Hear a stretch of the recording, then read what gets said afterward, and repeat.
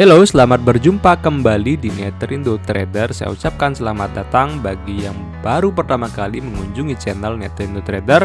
Dan saya ucapkan terima kasih sudah mensubscribe bagi para subscriber saya. Dan yang baru datang, yang baru mengenal channel YouTube ini, mohon bantuannya untuk mensubscribe, kemudian mengklik tombol lonceng untuk mendapatkan update video terbaru dari Neterindo Trader. Nah, di kali ini kita akan bahas mengenai cara setting RSI di MetaTrader 4 di PC atau laptop ya. Kita bahas dulu apakah itu RSI ya.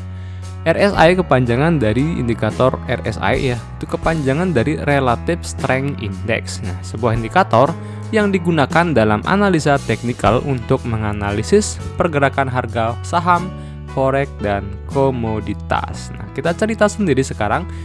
RSI ini dikembangkan oleh seorang insinyur bernama J. Wells Wilder, JR ya. Itu dia punya kisah tersendiri dalam mengembangkan RSI ini ya. Jadi J. Wells Wilder, legenda technical analyst itu ya, dia juga banyak membuat buku, dan salah satu buku yang khusus membahas tentang RSI juga dia buat. Nah, ini lahir tahun 1930-an ya, bersama dengan waktu itu terjadi masa depresi hebat yang melanda Amerika dan Eropa. Nah, Wilder mulai kerjanya sebagai insinyur mesin ya selama 7 tahun. Di samping itu juga terjun di bisnis real estate developer ya. Setelah bisnis atau mitranya membeli bisnis real estate-nya, dia beralih ke pasar komoditas. Nah, di pasar komoditas dia mempelajari selama 13 tahun dunia market, dan dia menganalisis, dia mencoba mencari hitungan matematika untuk bisa mengetahui saat kapan dia beli dan saat kapan harus dijual. Nah, sehingga dia beberapa kali akhirnya dia menemukan sebuah rumusan matematik yang bisa dijadikan indikator untuk menjadi ketika kita melakukan buy maupun sell. Jadi dia banyak ya, ada dia 6 indikator yang dikembangkan sendiri oleh Wilder, yaitu the Commodity Selection Index atau CSI, kemudian DMI, Directional Movement Index ya, DMI, kemudian yang ketiga the Parabolic SAR juga dikembangkan oleh dia, kemudian the Relative Strength Index atau RSI yang kita bahas hari ini, kemudian the swing index dan the volatility index. Nah, jadi dari keenam indikator ciptaannya DMI, parameter dan RSI yang menjadi paling signifikan dan populer digunakan oleh trader. Dan dari ketiga itu RSI kita bahas di hari ini ya.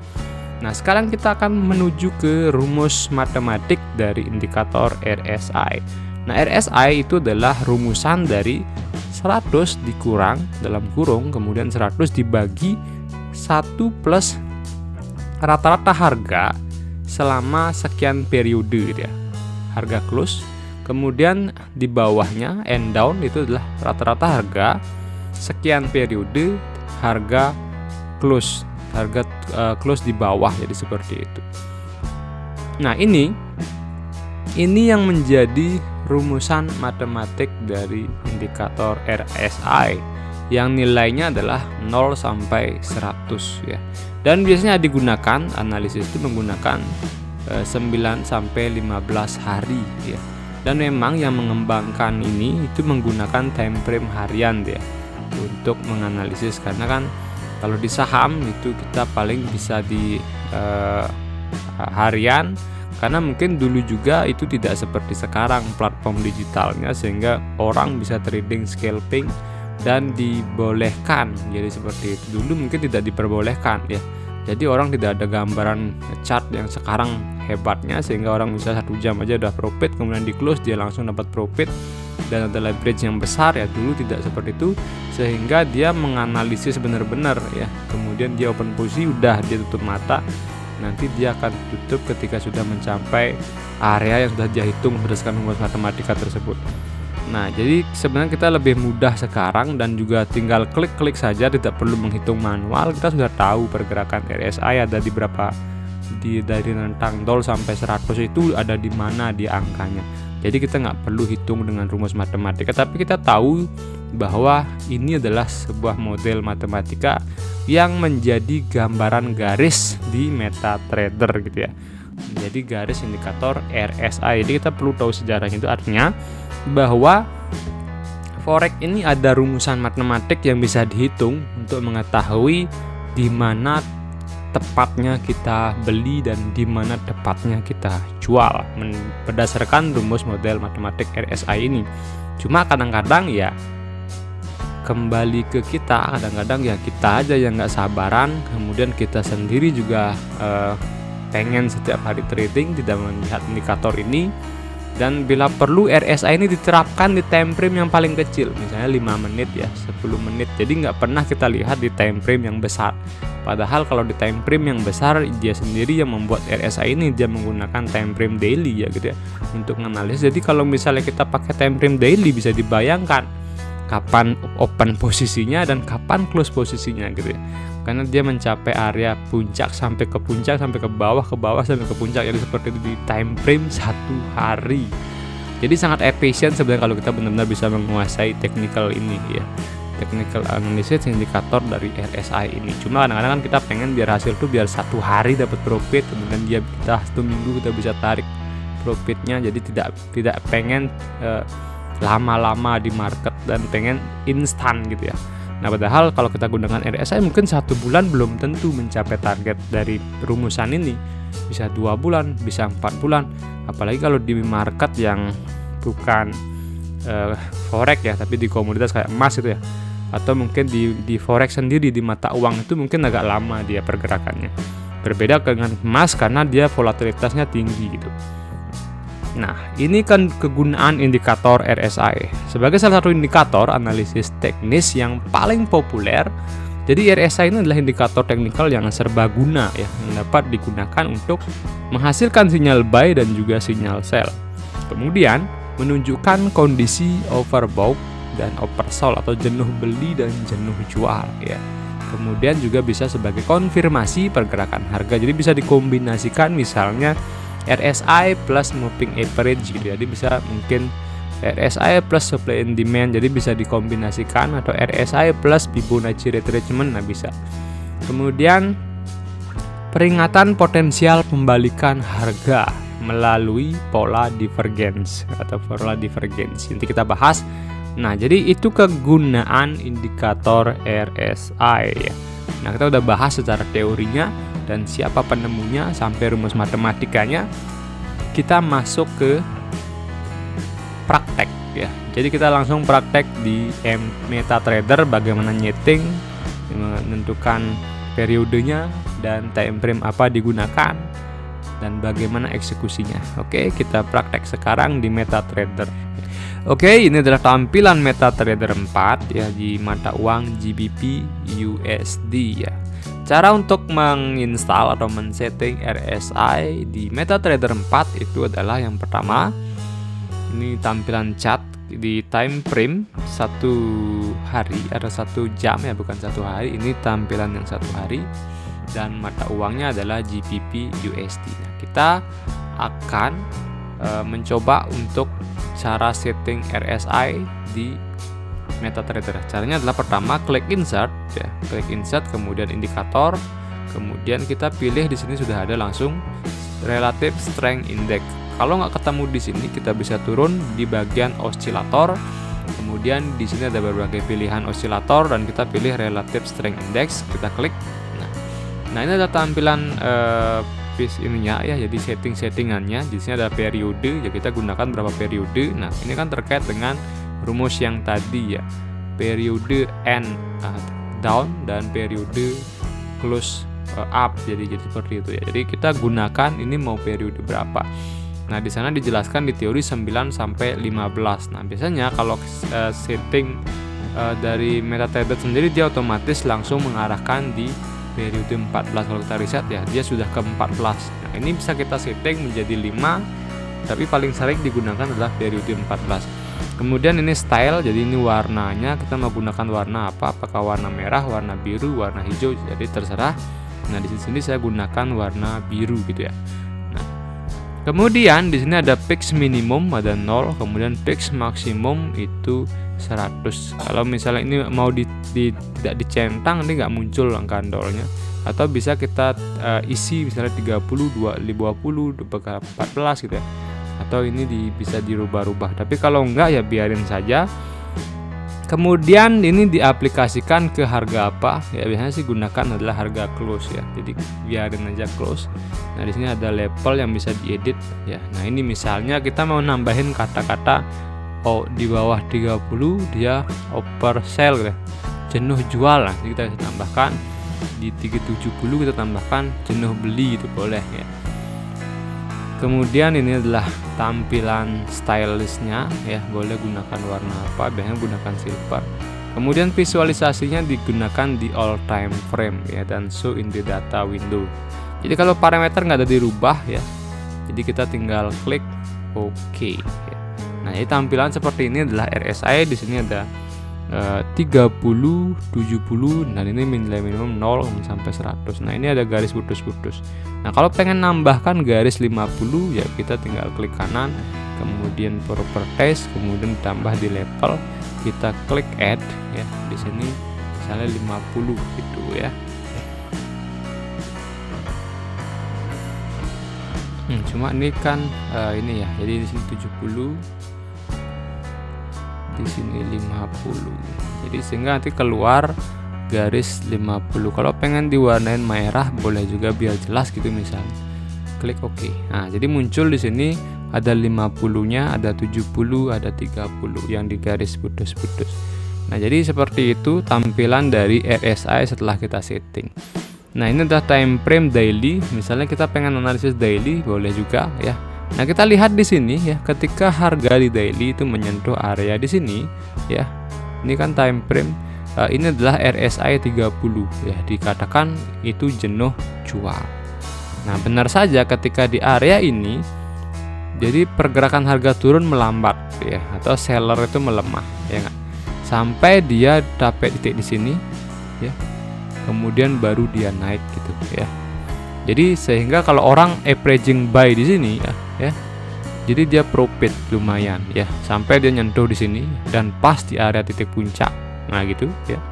Ini ya, dia buy di sini misalnya ketika RSI menyentuh 30, kemudian dia biarin saja berhari-hari, berbulan-bulan, dan ini adalah 1 bulan ya periodenya, dan ini sampai ke sini berarti hampir 1,5 bulan ya, baru dia TP di sini ya. Jadi dia buy kemudian dia TP-nya 1 bulan ya, menggunakan time frame 1 hari ya.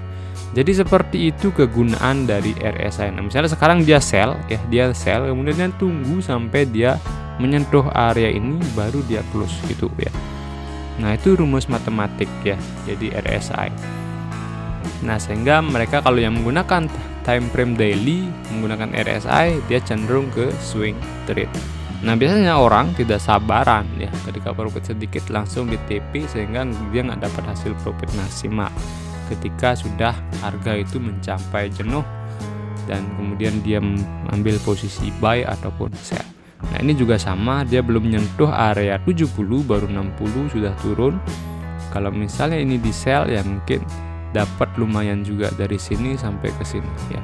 Kemudian ini juga ya, dia buy di sini.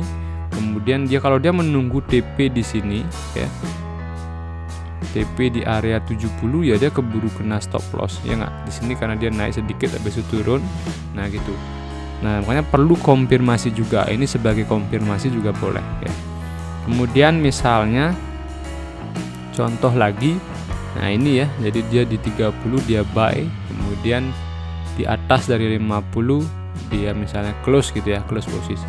Nah lumayan profit dari sini sampai ke sini gitu ya. Nah ini juga ya, jadi tapi ini sedikit ya.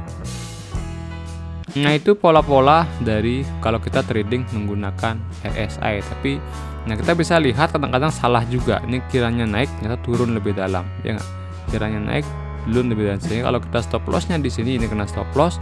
Kemudian misalnya ini ya, ini juga tiba-tiba agak naik gitu ya, tapi turun lebih dalam kena stop loss. Nah di sini lagi kita buy, malah profit banyak gitu ya. Nah jadi seperti itu kalau trading menggunakan RSI. Dan ini yang pas sekali ketemunya ketika buy di sini, stop lossnya dan pas ke 30 dan 70. Jadi walaupun pakai RSI juga ada peluang salahnya juga gitu ya. Jadi tidak 100% benar gitu ya. Jadi tergantung dari bagaimana kita money management. Nah, itu salah satu menggunakan overbought dan oversold ya. Jadi kalau misalnya menggunakan kombinasi gitu ya, kombinasi supply and demand gitu ya, kita bisa misalnya di daily di sini kita tinggal lihat di sini area-area supportnya. Nah, gitu. Oh, ini area support, kemudian RSI menyentuh 30, ya udah kita buy, stop lossnya di area sini. Nah, gitu ya. DP-nya di mana? Di area ini area demand ya. Kemudian kita menuju ke area supply. Nah, kita lihat di sini. Di sini adalah area supply tapi belum nyentuh misalnya gitu ya. Belum nyentuh. Nah, kita nunggu di sini yang paling kuat area supply-nya. Dia nyentuh dan kita close di sini. Atau sell di sini karena sudah dia menyentuh juga RSI 70. Bisa juga kayak gitu untuk mengetahui jenuh jual, jenuh beli untuk mengambil posisi buy dan sell juga. Nah, itu dikombinasikan dengan RSI. Nah, itu biasanya cara menggunakan RSI. Kemudian yang kedua, selain cara seperti itu dan kombinasi dengan pola yang lain dengan RSI sebagai pola konfirmasinya, kita bisa gunakan pola divergent dan divergent yang paling sering digunakan. Nah, ini contohnya kita lihat di time frame H1 kalau nggak salah kemarin ada divergent. Nah, ini di sini ya. Jadi pola divergent adalah ketika harga naik kemudian RSI sudah menembus area oversold, jenuh beli overbought ya. Dia sudah menembus area 70 dan menuju ke 100 gitu ya. Berarti dia sudah jenuh beli, maka kita menunggu harga akan turun. Tapi ketika RSI turun, harga nggak turun drastis, malah dia melonjak naik ya. Melonjak naik tapi tertahan di sini. Kemudian dari sini tiba-tiba RSI turun lagi. Nah, kita disebut dengan divergent. Jadi ketika harga naik ya. Ini kita tarik garis gitu ya. Ketik garis trend. Ketika harga naik, RSI malah turun. Nah, ini disebut dengan pola divergent. Ketika harga naik, RSI turun. Nah, ini adalah salah satu pola pembalikan arah tren ya. Jadi dulunya uptrend ke downtrend. Nah, kita bisa konfirmasi lagi dengan misalnya garis trend line di H1 gitu misalnya. Kan time frame H1 ya. Nah, misalnya gitu. Ya. Nah, sudah di break ya, berarti lebih dalam lagi turunnya. Nah, itu misalnya untuk konfirmasi.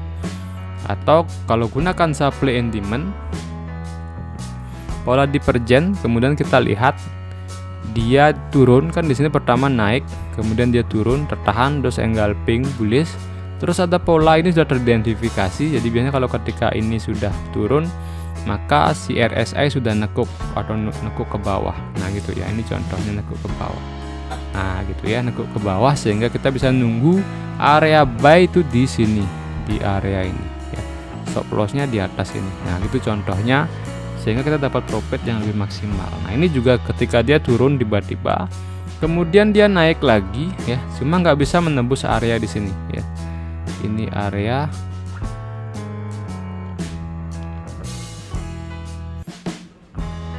jadi ketika dia turun ya dan RSI sudah membentuk pola divergent, harganya beneran turun tapi tiba-tiba naik lagi. Nah, ini bisa kita tambahin lagi sell ya, gitu ya. Yang penting adalah stop loss-nya selalu ditaruh di atas ini ya. Stop loss-nya kita taruh di sini. Nah, gitu ya. Kemudian ketika dia turun, nah kita entry-nya nggak langsung di sini entry, kita tunggu di area ini. Jadi ada ini kan kita gambar ya.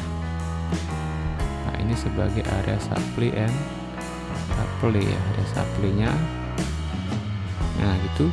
Nah, kita tunggu di area ini untuk sell, kemudian tiba-tiba harga menyentuh lagi untuk nge-retest di area ini, tidak di breakout, kita sell lagi. Nah, sehingga kita dapat harga maksimal. Jadi 2 kali open posisi sell sampai kita TP, nanti bisa menggunakan RSI ketika dia menyentuh 30. Nah, ini misalnya. Nah, ketika sudah harga di sini, kita close posisi misalnya gitu ya, udah lumayan profitnya. Jadi risk reward ratio-nya udah lebih besar reward ketimbang risikonya. Nah, itu cara penggunaan RSI dalam trading dan juga cara men-setting di MetaTrader 4 ya. Nah, ini saya gunakan MetaTrader 4 di laptop ya. Jadi seperti itu cara men-settingnya. Dan juga yang ketiga, kita bisa gunakan garis dari tengah-tengah ini, 50 ini.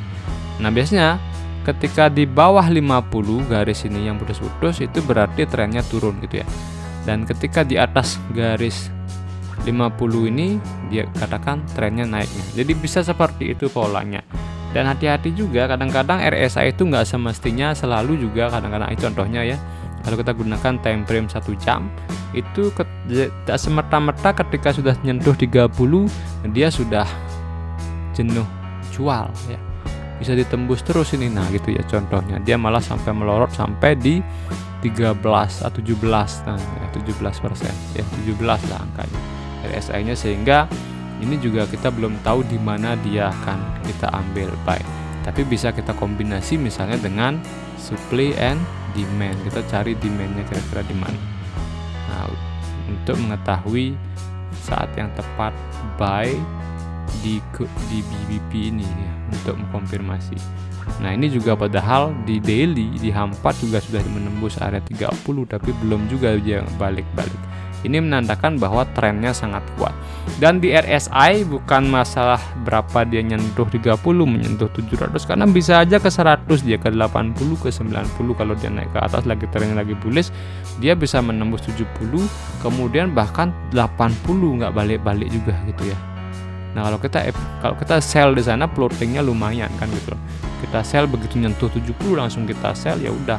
Ketika dia naik lagi ke 80, ke 90, ya kita floatingnya banyak. Nah, begitu juga sekarang. Ketika dia nyentuh 70, itu ada di sini harganya. Nah, tiba-tiba turun lebih dalam lagi. Nah, gitu. Nah, bagaimana gitu ya. Nah, kadang-kadang di RSI itu yang dilihat adalah arahnya ini. Kalau arahnya turun, berarti dia mengandalkan masih kuat turun. Tapi kalau sudah nukik ke atas, nah biasanya ada tanda-tanda pembalikan gitu ya.